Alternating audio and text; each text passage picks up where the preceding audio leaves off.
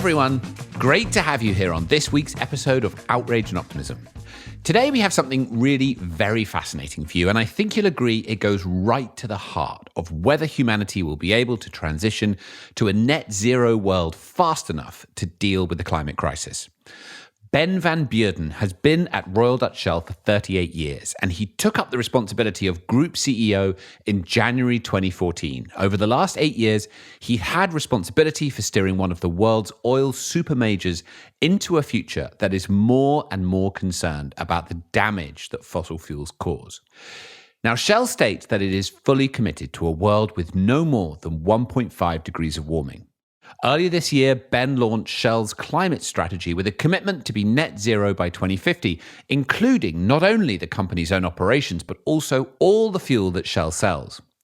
Their plan is to achieve this with reductions, with fuel switching, with growth in hydrogen and renewables, and also through investments in nature-based solutions to offset residual emissions. The plan, of course, met with very mixed reactions, with some hailing it as a breakthrough that an oil and gas company should make such a commitment, and they are one of only a few that have, and others declaring it an act of greenwash and claiming this shows all that's wrong with long-term net zero targets because it kicks the can down the road and allows even fossil fuel providers to claim that they are part of the solution. The issue, however, got even more interesting just last month when the district court in The Hague delivered its ruling in the climate change case filed against Shell by Friends of the Earth Netherlands.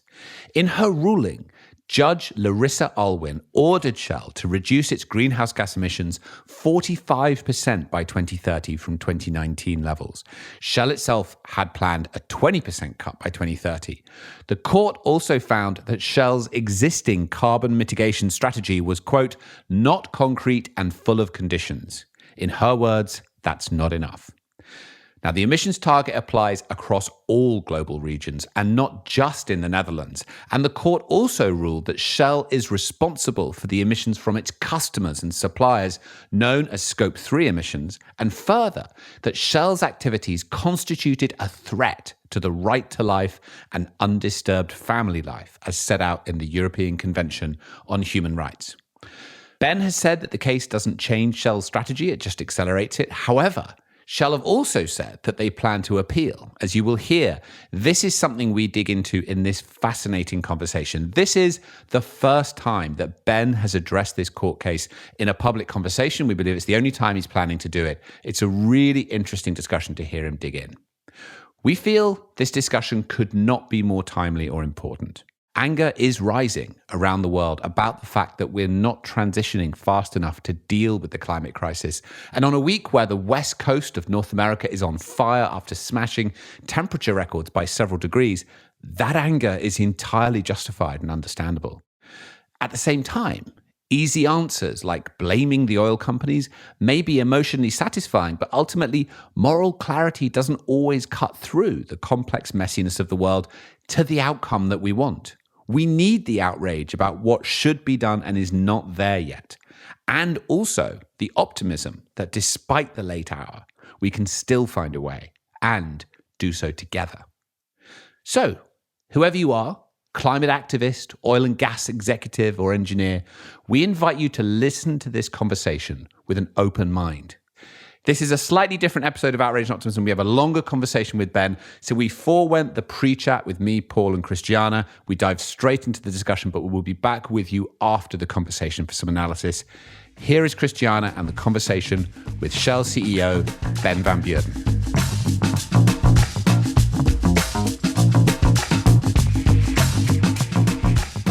Ben, what a pleasure to see you again. And thank you so much for taking time at a very hectic time for you, I must say. So thank you for being generous with your time and with your insights.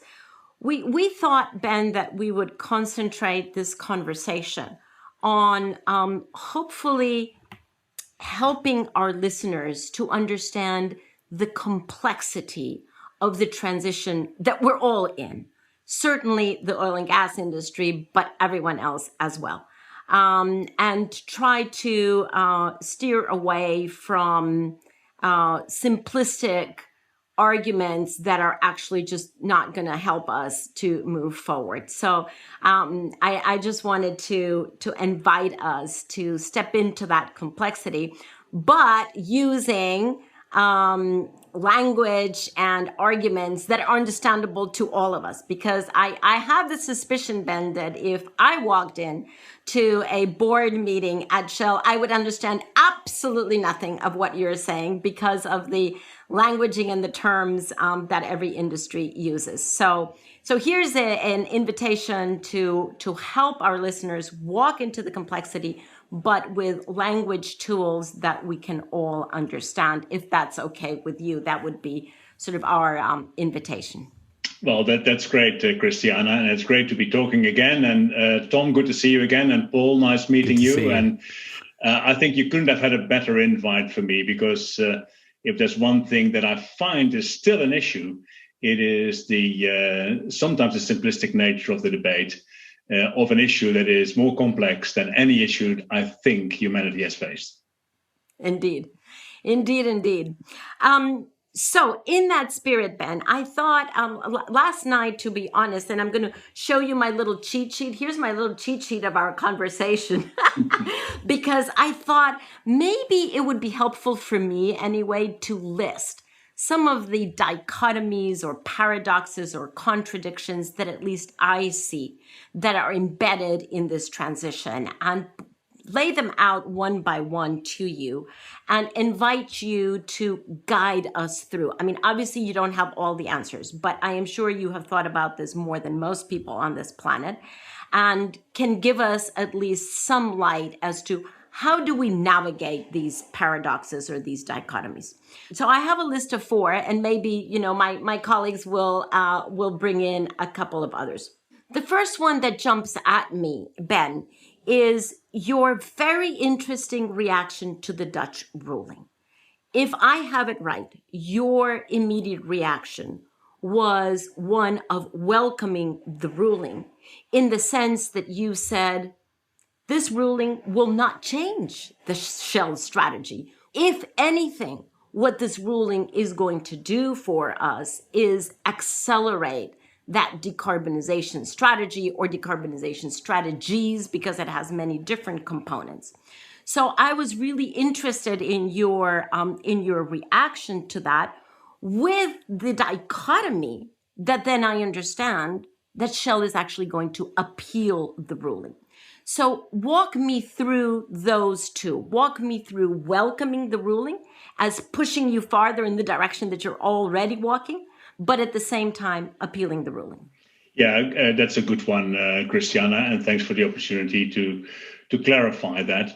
I think maybe I have to add a little bit of context here, which I think is important. So the ruling, even though it came out in May, was a ruling on a hearing or a set of hearings that took place in December.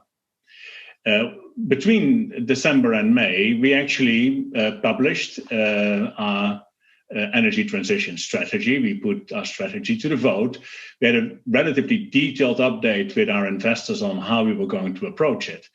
And of course, as a result of all of that, the outcome of the court did not take into account what had happened since. That just happens. That's just a fact. And as a matter of fact, if you look at what the judgment was all about, which is, you should actually do more to decarbonize customers, because 45% reduction of our scope 3, which is the best endeavors effort, by the way, is a reduction of our customers' emissions.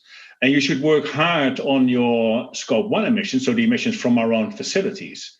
Well, as a matter of fact, that is pretty much, at least directionally, what we told our investors we would do, and to which our investors, 90% of them said, thumbs up, we support that plan, and you have our support to go ahead with it.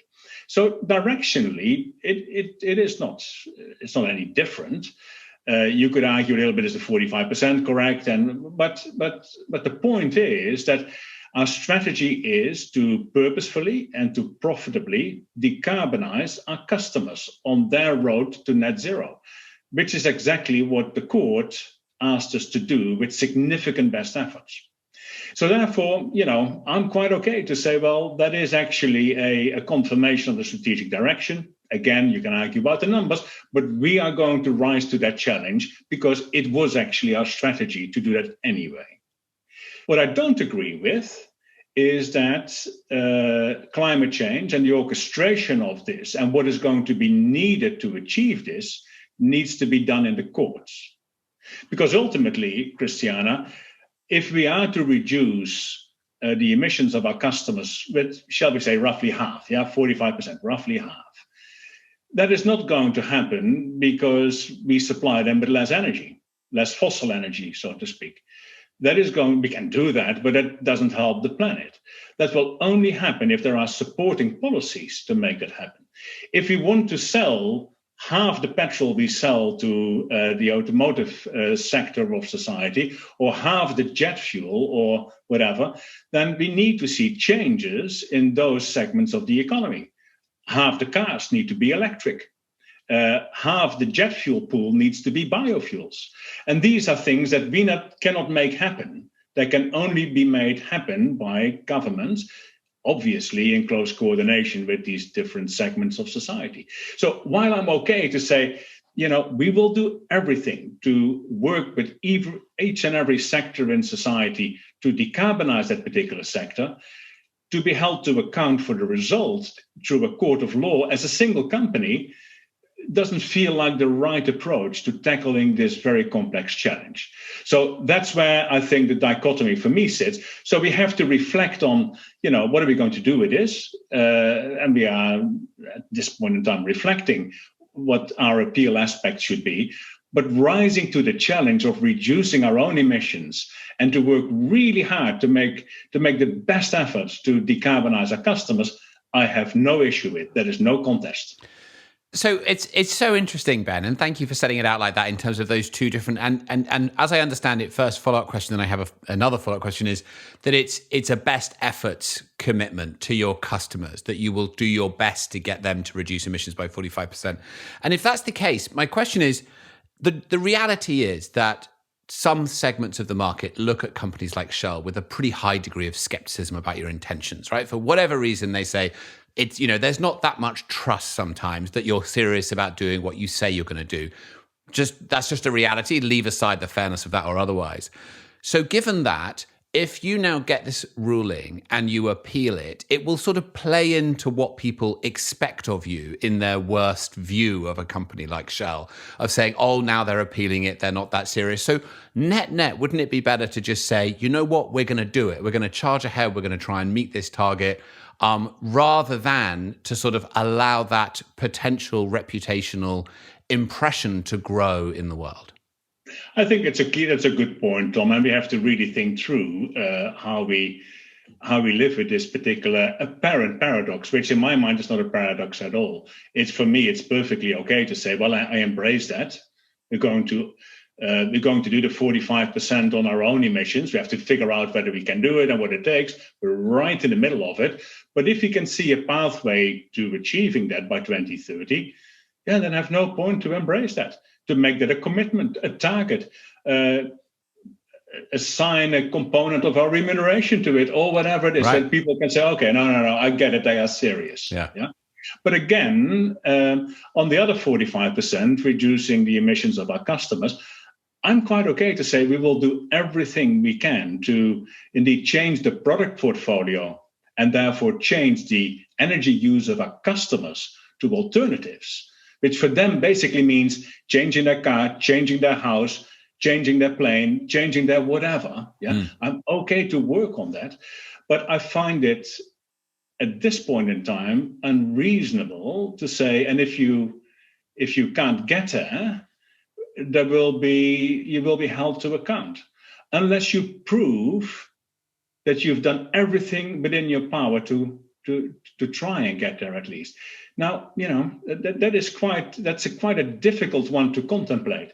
So what am I going to say, or rather my successor or my successor, suppose we couldn't have gotten there? What are we going to say? Well, we tried everything. We really tried everything to get, say, the automotive segment of Pakistan to electrify, but we couldn't get quite to 50% electrification of the fleet? Or do I say, well, if that happens, I'll just stop supplying that segment. I will just give up on these customers and let them be served by somebody else. Now, both of these are not exactly helping climate change. Both of them, I think, are also therefore showing the shortcomings of how a court should sort of play a role in the orchestration of the world when it comes to the energy system. And I think, we are struggling with that. We have been struggling with that for some time, but I think this court ruling brings it in a slightly sharper relief. And you could argue, I know the cynicism and the lack of trust and everything else, but you could also argue that for us, there is an obligation to point out what a complex system challenge it is to convert. And there will be quite a few people who look at scope 1, 2, and 3 or whatever and think it's some sort of different aspect of our operations. Right. Not a lot of people understand that our scope 3 emissions are their scope 1 emissions. Exactly. It's surprising how big the gap in understanding is if you go outside sort of a circle like we have here. Yeah. And there's also an obligation on our part to point that out. Well, there is an overlap there, as you say, your scope 3 or my scope 1. Hence, we should both be working on this together, right?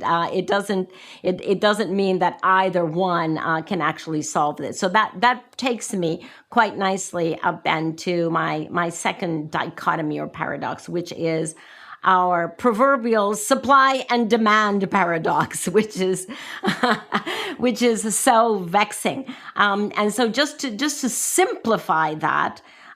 Let me just simplistically say climate activists will argue and do that it is the urgent responsibility and deep responsibility of fossil fuel companies to reduce their supply ASAP.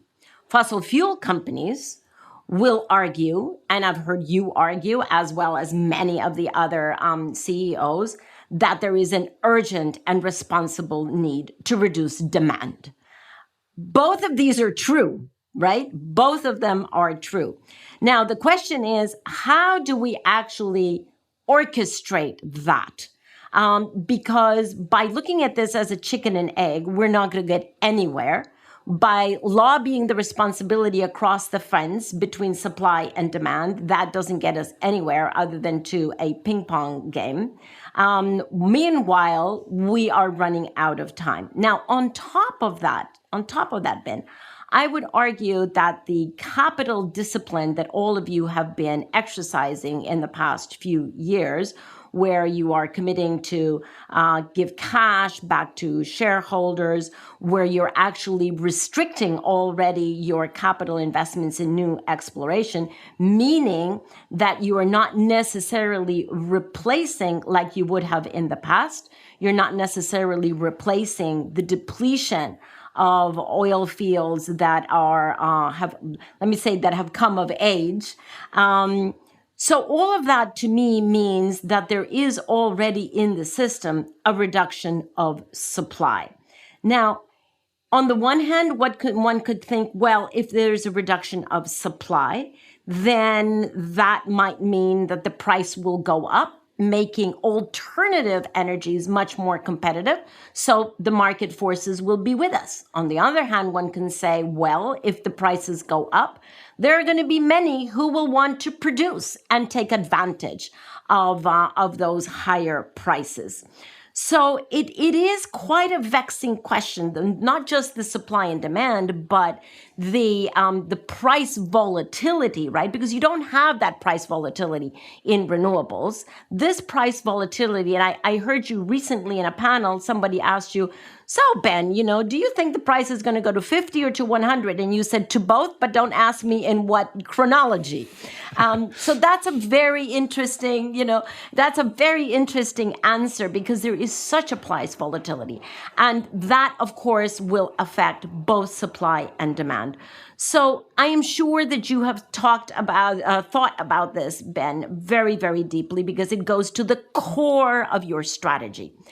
How do we get away from the chicken and egg conversation that I find totally unhelpful about who has the first responsibility, whether it's those who supply the fossil fuels or whether those of us who consume the fossil fuels? it has to be both. How do we do that? No, you're absolutely right, Christiana. It has to be both. And of course, we can have a long argument on the supply side and say, well, we are just supplying existing demand. So therefore, don't blame us. If the demand changes to something else, then we'll supply to something else. But there's also the other argument where you just say, well, but the more you lock in existing infrastructure, the more that sort of strong incumbency of existing supply will perpetuate itself. And therefore, you have to work on both. And I fully agree with that. And this is one of the curses, of course, of the energy transition, is that we are working against a very strong incumbent energy source that we have been honing for more than a century, and that is really successful. So it's not going to be easily dislodged. Of course, many people say, well, look at solar. Yeah, okay, but solar still is relatively small compared to where it needs to be. And it took a few $1 trillion to start dislodging, say, gas-fired or coal-fired power generation. So these are not trivial things. So I fully agree as a premise, Christiana, that we have to have supply and demand working in tandem. And as long as we have people pointing at each other and saying, no, you should go first, then, of course, nothing is going to be achieved. Let me give you a few examples. And let me start with a really practical example. Let's start with my own country, where quite often, of course, the criticism on our company is also quite accentuated, to use a polite word. In the Netherlands, we have an obligation in our climate law to reduce the emissions of the country by 49%, say 50%, from 1990 to 2030. Where did we get to? From 1990 to now, we've done 20%. Yeah, so it took us 30 years to do 20%, and in the remaining 10 years or 9 years, we have to do another 30%. So it shows you, first of all, how difficult it is to get this reduction done. Now look at Shell in the Netherlands. We have done, in 2019, compared to 1990, a 50% reduction in the Netherlands. So, hey, we are done with our commitment. And this is scope 3 I'm talking about, scope 1, 2, and 3 combined. So we could say, Thank God for all those Dutch bicycles, Ben. That's it. That's who we should be grateful to. It's all those Dutch bicycles. No, that's not the point. I think that the Netherlands is going way too slow when it comes to reducing its emissions. And the fact that we have gone much faster is not because we have worked so hard on climate issues. It is just we have shrunk our product portfolio. We stopped selling products. We stopped selling heavy fuels, and we stopped selling LPG, and we shrunk our natural gas business, etc. But even though we shrunk, and did you shrink because there was no demand for that, Ben? No, this was just rational economic behavior. But the point is that if you shrink, you don't necessarily make the demand go away.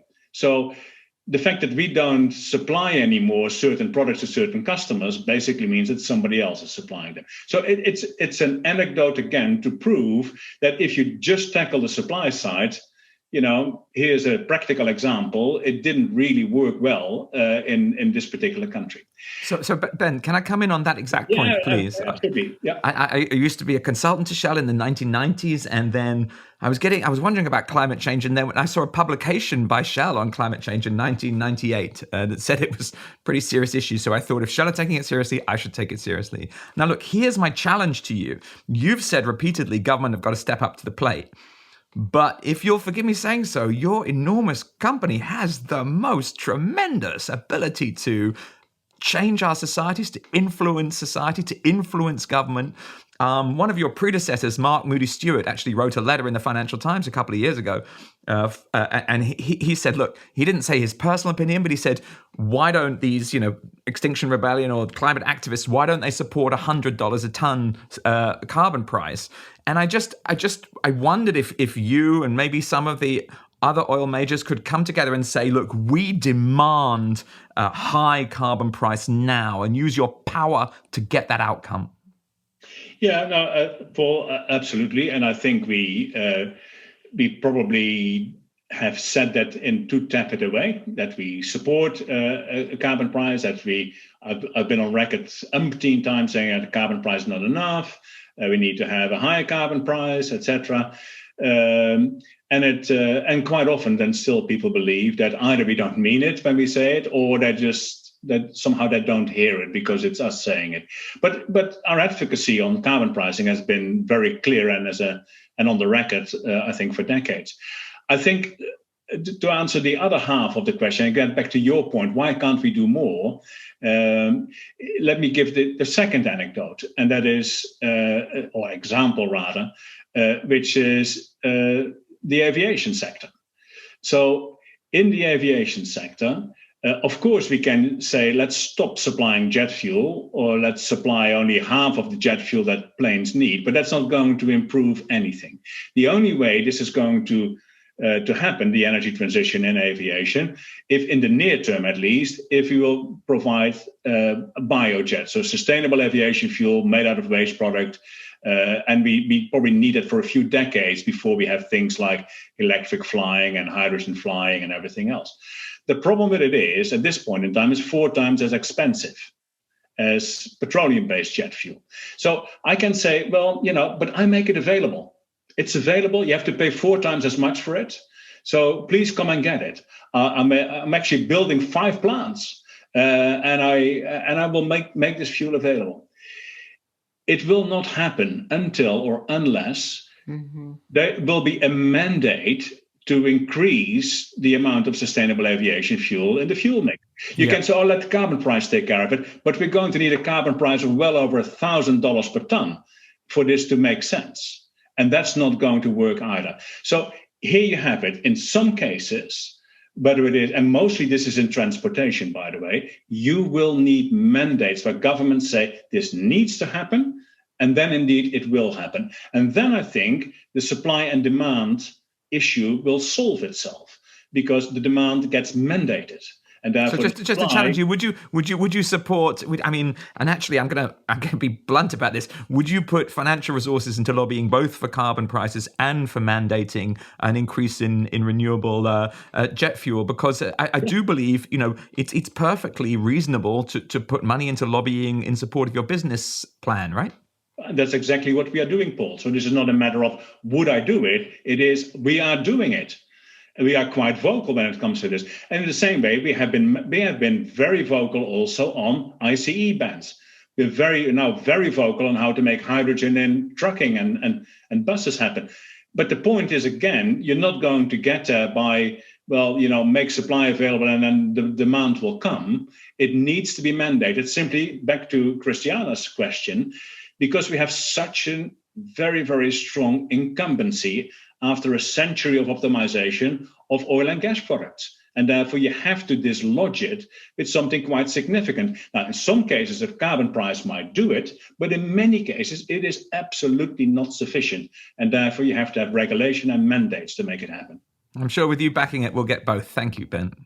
Ben, unless Tom and Paul want to come in with a follow-up there, I wanted to move us, thank you for that, to a third paradox or dichotomy. There is quite a bit of a conversation about why don't oil majors, the large companies, simply sell off their assets? Why don't they, take all their oil fields and their plants and just sell them off? And that would take you to a very quick decarbonization if you divest your high carbon and invest the capital from that into alternatives that you're already starting to go into. Now, that's one side of the argument. The other side of the argument is, really? Whose responsibility is this? If you divest and if you just sell off those assets, presumably, your large competitors won't take them on because they have already understood the risk of stranded assets.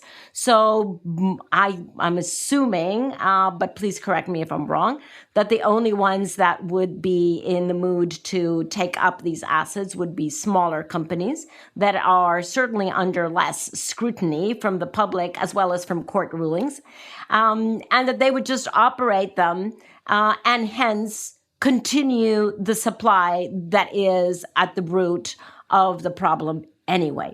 So selling off assets is not an option. It might be or it is an option to manage a decrease of supply, to be prudent in walking down the curve of the supply, obviously not overnight, but a prudent decrease of supply, a prudent decrease of production, a prudent closing of fields, oil fields that are currently in production right now, seems to me like the only responsible way to deal with the fact that each of us have individual responsibility, but each of us also contributes to the collective impact. So that individual responsibility, what I'm arguing here is, can't be just farmed out to smaller companies. It has to be assumed on the shoulders of those who currently own those assets. Yeah, I think that's an interesting one as well, and I think you're right in pointing this out. Let me answer it again in two different ways, Christiana. First of all, you're right. If we were to just quickly sort of sell off or liquidate our upstream portfolio, of course, the oil and gas that would be produced by us would simply then be produced by somebody else, simply because the asset doesn't change, the asset doesn't evaporate. It just goes to different ownership. And more often, you have to also bear in mind, every resource that we produce is a major resource of a country. So, we can say, let's stop producing in country X. But that doesn't mean that we will plug the wells and say to this country, you can't produce anymore. They will just find another operator or have the national oil company, or they create a national oil company to produce a resource if they feel that there is a need or a rationale for doing so. And they are in their sovereign right to do so. We do not have tools, thank God, to forbid countries to develop their national resources. So that indeed is not really a solution. And indeed, you're right. If you sell it off to a small player or a non-publicly listed player, then of course you don't necessarily do anything, and you may not even improve the operation or the quality of the operations. So that is not a solution. But there is another way to looking at it as well, which is, if we are going to be a major player in the energy system of the future that we want to be, and therefore we want to build out an unprecedentedly large hydrogen business, a bio business. We want to get into power in a big way, and not just commodity power generation, but quite complex power systems that the world need on the customer side. All these businesses that we are going to build up, they are going to be free cash flow negative, and I know I have to explain it in a moment, for at least a decade. So in other words, the amount of money we have to invest in these businesses to let them grow up to materiality, the investments in it is going to far outstrip the cash we will get out of it. Now, we can't go to our investors and say, oh, can we raise some money from you, please, because we want to grow our baby businesses into full-blown businesses. We need that funding to come from elsewhere. And therefore, in my mind, the strategy of having a relatively healthy upstream business that you will go into managed decline with, but for which you will use the cash surpluses to fund the cash deficits of the businesses of the future, is exactly the right way to do it. Now, some investors may say, no, we don't want you guys to do that. Just give the money back to me and I will invest it in startup companies. But I can tell you the energy transition is not going to happen at the pace that we need it to happen without strong incumbent players with the scope and the reach and the capabilities of companies like us to make it happen. So I think it is legitimate to say I will nourish my legacy business as an important foundation piece for funding the rest of my strategy, but I will also be mindful that that business then goes into decline. There's only very few companies in our sector that say they will manage the decline of their legacy upstream businesses. I can only count two, and we are one of them. And indeed, we will manage our business down with 1% to 2% per year so that it will still be a cash-generating business in the 30s. But if I do it prematurely, you get in the so-called valley of death, where your business of the future doesn't generate the cash to still have a going concern, and the business of the past you just got rid of. And to get that balance right is incredibly important. It comes with lots of volatilities and uncertainties, so you have to make bets, sometimes strategic, sometimes tactical. And of course, at the same time, you're being criticized for doing it this way. So that is quite a challenge to get right. But, that's the challenge of our time, and that's in the industry. It is one that I wouldn't say lose sleep over, but I see this as my legacy challenge as the CEO of the company at this stage of our life. So one follow-up question to that, Ben, because it seems to me, and please correct me if I'm wrong, that your traditional investors would question whether you actually have a competence to go into hydrogen, into biofuels. They'll say, what is your track record? And obviously, you have offshore wind might be something that you could argue you have competence. You have a competence on the offshore part, but not necessarily on the wind part, right? But you don't have any track record on hydrogen. You have very little track record on CCS. Both of those have a long lead time. And is it not then difficult for investors to actually provide the support, both the especially the financial support, for you to do the transition that you need to do? Frankly, Ben, when you say 2% decline, many would argue that's not fast enough. So, it seems to me, yet again, here we have a dichotomy of a managed decline, that you're saying, yes, we're doing the managed decline more than others. Some would say that's not fast enough. On the other side, you might have investors who are saying too fast. Where's the compass? Why are you going into some things that are completely new that you actually know nothing about? Yeah, I think I would say two things to it. First of all, is it 2% fast enough? Well, it depends a little bit on how fast you grow up the business of the future. Yeah, because if I can grow that business of the future much faster, then of course I don't need the funding capacity of the legacy business quite as long. And as a matter of fact, if I would grow that business of the future much faster, it would probably be smarter to build down the legacy business, and there wouldn't be any need for it more in the world anyway.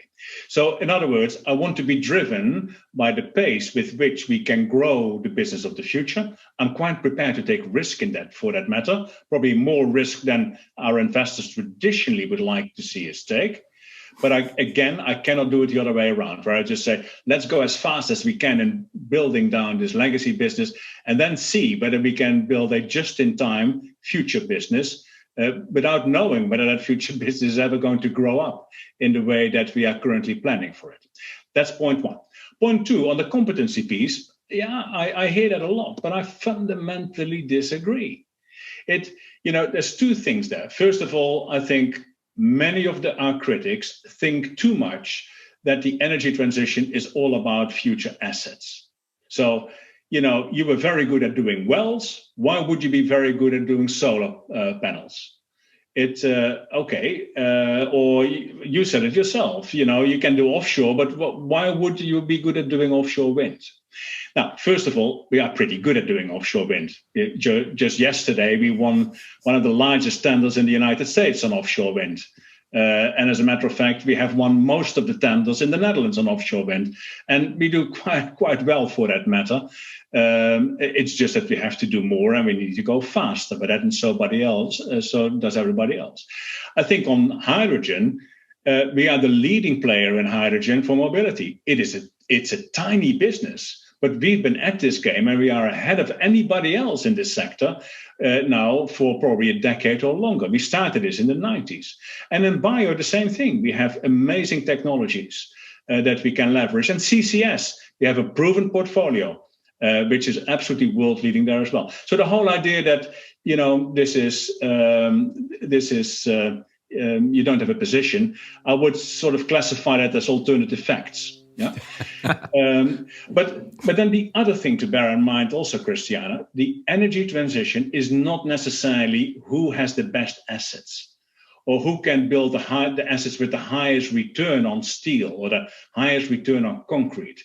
The energy transition is going to be a much more a customer-denominated game, particularly if you want to indeed have as a strategy, how do you decarbonize your customers? If we are going to win in, shall we say again, aviation and jet fuel, it is not so much because we have the best biotechnology, which we may well have, but it is because we have the best incumbency when it comes to the aviation sector. We are the largest aviation fuel provider. Now, that's a great starting point. That is something we can work with. We have network agreements with every major airline in every continent of the world.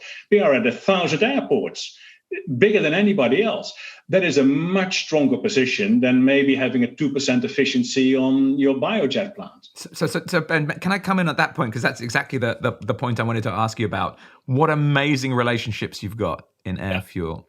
I mean, you heard me earlier talking about your ability to influence governments. And I mentioned that because, as you know very well, over 100 years, you've been working with governments all over the world. I would say a core competence of Shell is working with governments. So I'm very excited to hear about you using your power there.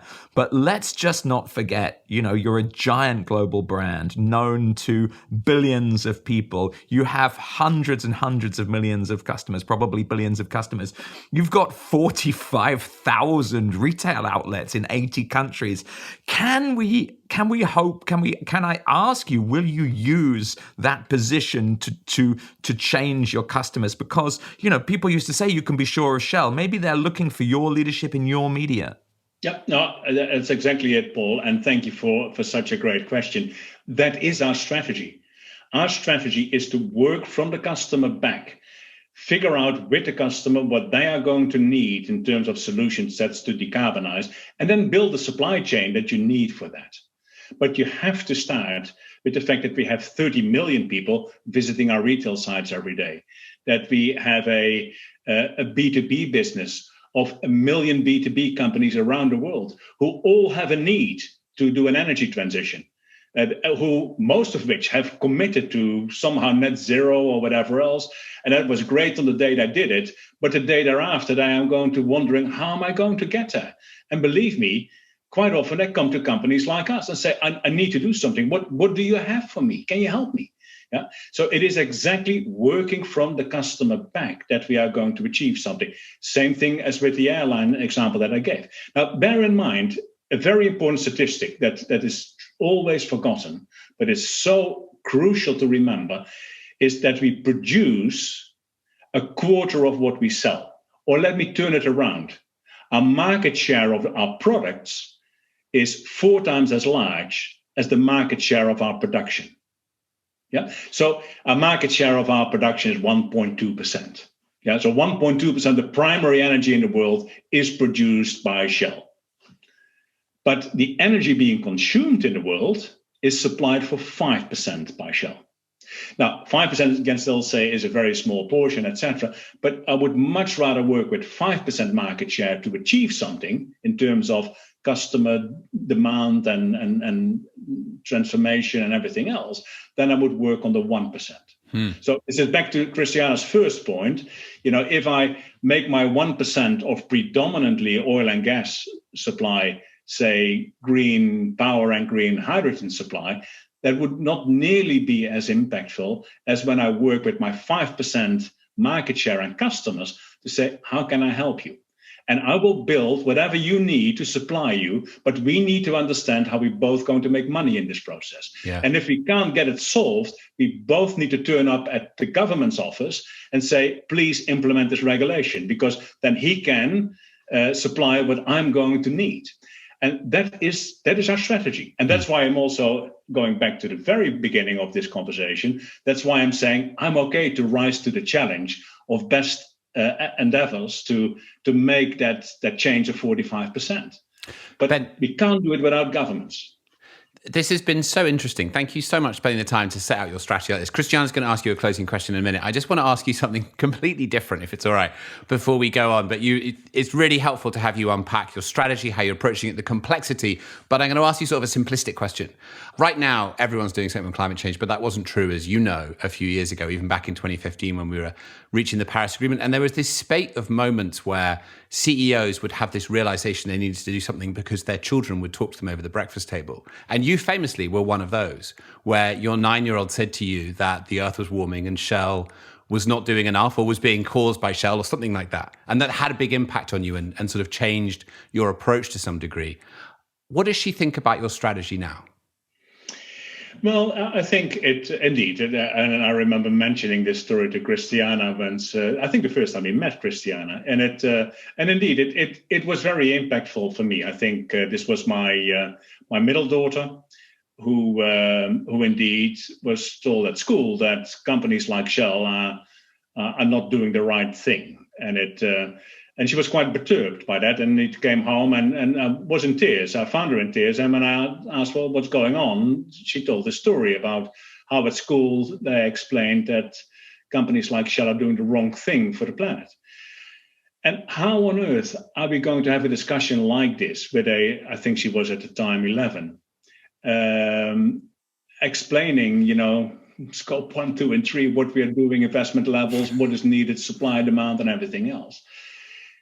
The only thing at that point in time, I could do as a father, maybe you could say that's inadequate, is to say, darling, you have to trust me. Do you trust your father to do the right thing for you and for your life?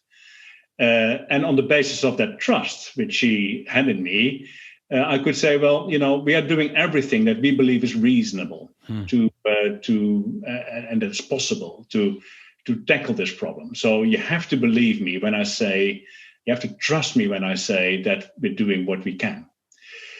Now, that argument works only for a while because they will indeed say, well, but what have you done then? Yeah. So coming with practical and tangible examples is really important. And I do, but the point is, it is anecdotal. And why I'm saying that is because I think also the way we are going to regain trust from society is through anecdotes, by saying, look at what we've done here, look at what we built there, and not so much trust me when I say, because even if I say, I believe in a carbon price, or I believe in this regulation, or I believe in X, Y, or Z, so therefore, don't you trust me now on the basis of what I've said? No, that's not going to work. So we need to show a continuous stream of proof points, like the fact that we are today starting up the largest hydrogen electrolyzer in Germany, that we won the largest wind tender in the US, that we are doing all sorts of other things. But people will say, wow, okay, well, that clearly wasn't just a post that I put up. That is real money that is going into real projects that will make real change. But if I may, for a moment, I have a younger daughter who is now 11, and the discussion has moved on. She doesn't come home anymore and just say, that's interesting. Yeah, and that also shows, I think, the hardening in society of and the intolerance, which on the one hand, you could say is actually good news because society is waking up to the urgency and frustration is building. And frustration is a resource, Tom, in my mind, that you need to channel and do something with. But it also shows that hardening of attitudes and with it perhaps feeding more simplistic stories is also potentially standing in the way of really constructive orchestration of this very, very complex problem. Yeah, thank you for sharing that, Ben. I have been thinking throughout this whole conversation of the very first time that you and I met, and you told me the story of your daughter and how you reassured her that that you would be judged to be on the right side of history. And at the end, I just want to put that into our final question, Ben, because at the end of all of these conversations, we always ask our guests whether they are more on the outraged side or the optimistic side. And I wanted to ask you the same question, but with respect to timing, Ben, with respect to timing, because you notice the difference between your daughters, right, reaching that very important age and the hardening of attitudes. I think to me that demonstrates the very broad awareness that we're running out of time. So on the one hand, just to finish my list of dichotomies here, and I wanted your final reaction to that, we understand that, as you call it, a managed decline of the production of fossil fuels takes time. That's what the manage piece is about, right? We understand that. On the other hand, Ben, we also know that we have completely run out of time. And so if I were in your shoes, I would be looking at time as the most difficult, or timing as the most difficult challenge. And I don't know where are you on that? Are you frustrated? Are you concerned? Are you in any way optimistic that we will be able to squeeze through? Because this is the problem. The problem is timing. We don't have that built-in alarm clock into any other social environmental issue, only on climate, or more radically on climate. And so as the CEO of one of the, largest oil majors, how are you feeling about the timing issue when you contrast what your sense of timing is from a corporate level and what your understanding is of timing at the planetary level, meaning what your daughters will experience? Yeah. Well, Christiana, I've worked in this sector now for 38 years. And you don't thrive or succeed in this sector with all its complications, etc., that we referenced as well, if you're not an optimist. So forgive me if I'm somewhat maybe sort of genetically predisposed to optimism. But I think there's also a reason for it, for that matter. And maybe a little bit of context again first. So there's two things that we need to do. I mean, you talk about managed decline, but of course that managed decline needs to be enabled by growth on the low and no carbon side. And not so much on the supply of low and no carbon. It's not so much, how many biofuel plants, how many hydrogen electrolyzers and whatever else can I build? No, how much also demand uptake can I create with new business models and regulations and all sorts of other enabling tools? And I see that as the bigger challenge at this point in time, because I am absolutely convinced at this stage of the game that everybody who can make it happen and can see the pathway will embrace it and do it. There's nobody who says, well, yeah, I know, sure, we could have a low carbon alternative, but it's a bit of a bother, isn't it? So why don't we just stay with oil and gas? People want to change. Yeah. And quite often I find actually that the performance of non-oil and gas applications works a whole lot better. I mean, I have an electric car myself. I much more enjoy it than the petrol car that I used to own before. And that actually applies to many of the other applications as well. So the challenge in my mind, Christiana, is how do we actually make the growth in all these sectors of the low or no carbon variety work? And the good news is that we have all the technologies that we need. So it's not as if we have to just say, we have to invent something that doesn't exist yet. It may be that some of these technologies are not yet commercially viable and they are too expensive, but they all have the potential to get into the money quite quickly, provided you have the right conditions to put to work. If you look at my company, we have all the expertise, we have all the talent, we have the willpower, and we have the business models, we have the risk appetite, we have the cash to make it all happen. Quite often the missing ingredient is the magic to unlock the business model. The price on carbon, the mandate for the jet fuel, the differentiated taxation of hydrogen versus diesel, et cetera, and maybe a little bit of government support here and there with infrastructure. But these things are relatively easy to unlock. The moment you have the right conversations with the right people, the moment whole sectors turn up in a unified way in Brussels and London and Washington and other places around the world to say, please do this to us and you will see change, politicians are going to act. It is quite often when there is such a cacophony of different opinions that they also don't know what to do. So my optimism is that we do not have fundamental physical, technological, or economic barriers. We basically have social and willpower barriers to make things happen. And that can be turned around quite quickly. And I think what you will see is therefore quite an exponential change the moment we get going, particularly, of course, in the more advanced economies, but the uptick in the less advanced economies is going to be so much faster. So yes, altogether, I am an optimist. Well, fantastic, Ben. Thank you very much.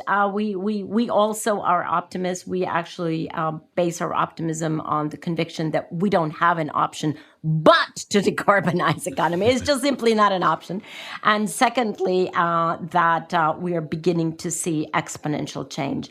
And I love that you've used that term, and we are counting on you to help push us into exponential transformation. Ben van Beurden, thank you very much for joining us on Outrage and Optimism. Thank you very much. Thank you, Ben. Thank you so much. Great to see you.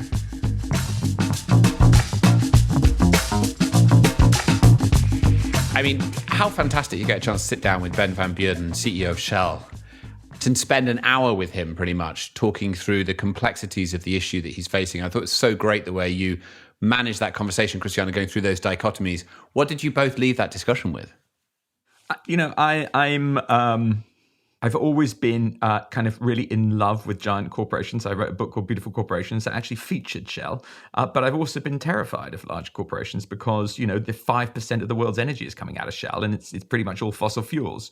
So, you know, that company is in the middle of just a giant maelstrom, and Ben's in the middle of it too. And I really hope it is able to reconfigure its resources to carve a path out of this for itself, for the governments, and for the citizens, and for the investors. It's a huge responsibility on his shoulders, and you know we've got to wish the Shell system success in helping decarbonize this world, because it's big enough and the urgency's there. You know, as usually happens when I speak to Ben van Beurden, I was impressed at his humanity. He definitely, obviously, he knows the business. He's been there, you know, practically all of his adult life. I actually am convinced that he's very sincere about his intentions to transform that company, which, as Paul says, 5% market share of energy global is not small. No. And so he's sits basically with an outsized position to accelerate the transition. And others may have a different opinion, but I feel that he is sincere. He is not glib about it. He is not simplistic about it. He understands the power of incumbency, the status quo, the paralyzation effect of incumbency, but he's willing to chip away at it. And I think he's directionally really moving in the right direction. I'm very touched by the humanity that he has. However, having said all of that, I, again, just as I said at the end of it, I sit with the concern of timing. Because yes, every argument that he made is absolutely, a very strong argument. And if we had 20, 30 years, I would listen to all of this with much more calm. But we have so run out of time. And so to me, what he faces is not just the challenge of the direction, but the fundamental challenge of timing. And that's not easy because he has to get, his company on board, his directors on board, his investors on board, his technology, all of those ducks he has got to get in a row. It is totally a race against time. It is absolutely a race against time. So that's where I finish off, right? Looking at the alarm clock and going, holy shit, we are totally run out of time. Yeah. Christiana, are we allowed to say holy shit on Clay will work out. Clay will figure it out. Yeah. No, I've already figured it out. It's approved and it's encouraged. Holy beep. Holy beep. We have totally run out of time. That works too. No, I completely agree with your analysis there, both in terms of his humanity, which he's exhibited and we've seen on different occasions over the years that we've known him. And also, I mean, it's a sort of labyrinthine situation when you hear someone in his position describe the complexity of all the moving pieces that have to be moved forward together. And the trouble is the point that he makes, which is you can't just isolate Shell out of the system and accelerate it, which is understandably what many people want to do. But at the same time, as soon as he makes that point, it sounds like he's an apologist for not going that quickly, makes that position just more and more untenable as time goes on. So something's going to have to give in that as the whole system kind of moves forward. Like you say, I think that he's serious about this transition. I'm sure he's committed to it. But the necessity of the emergency, I mean, what's happening is we're not treating it like a crisis because all of these different conversations are going on about the challenge of, capital availability and transition risk and all these other different things.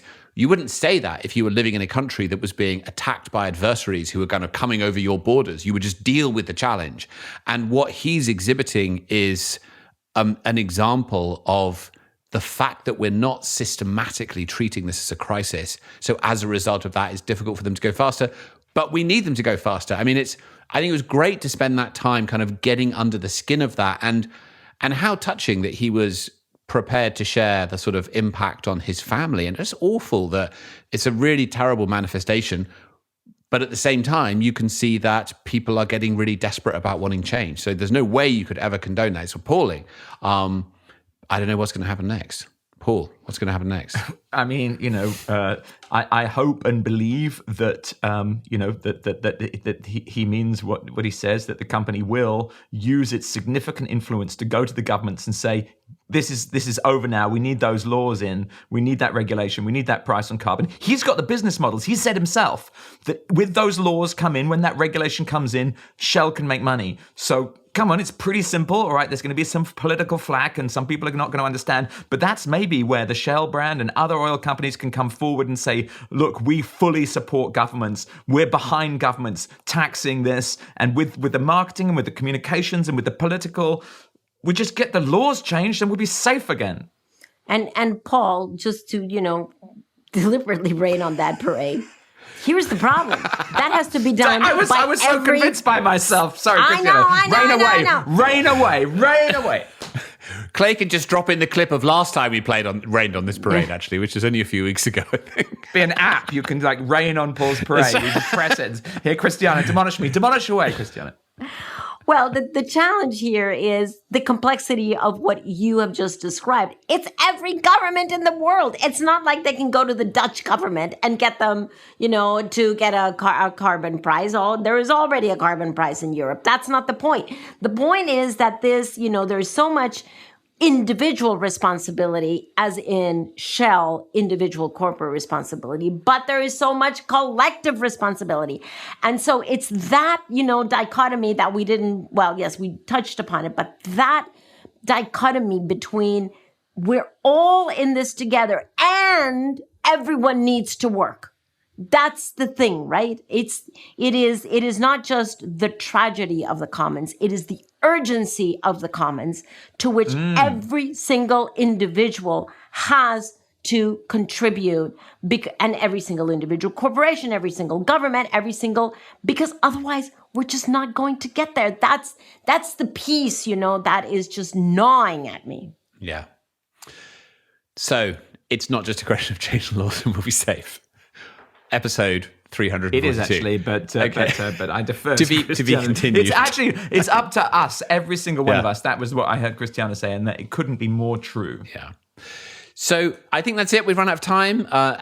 I hope you enjoyed this very different kind of episode. Special conversation with Ben van Beurden, delving into the issues facing Shell and indeed the whole oil and gas sector at a critical moment for the industry when the Dutch court has come out with this landmark ruling. And we'll see what happens next. You've got as much insight into it after that conversation as anyone does. It's going to be a really interesting few months to see the appeal and see how Shell respond. Thank you for joining. We don't have any music for you this week on this special, slightly longer episode, but we will be back as ever next week. We really appreciate you joining us. Thanks for all the mail, all the tweets. We greatly appreciate it, and we will see you next week. Bye. Bye. Bye. So there you go. Another episode of Outrage and Optimism. I'm Clay, producer of the podcast. In a break from my usual longer credits, and in light of the importance of this topic, let me thank Ben van Beurden and his team for working with us to arrange this conversation. And as always, thanks to our team at Global Optimism: Sarah Law, Katie Bradford, Lara Richardson, Marina Mazilia-Herman, Freya Newman, Santiago Monke, Sarah Thomas, Sophie Baggett, Sue Reed, and John Ward. And of course, thanks to our hosts, Cristiana Figueres, Paul Dickinson, and Tom Rivett-Carnac. So the climate crisis brings up many strong feelings, and rightly so. It's not surprising, it's important. So keep listening, keep sharing your views, engaging where there's space, and keep doing what you can. And if you need a bit of inspiration, Tom and Christiana wrote The Future We Choose for you. I've got a link to that in the show notes, so go check it out. Okay, next week, we have a Race to Zero episode. If you have not heard the previous Race to Zero episodes, they're really good. I've got a link to them in the show notes. You can go and listen. So get caught up. Next week, we'll be discussing the race to resilience. So hit subscribe, and we'll see you then.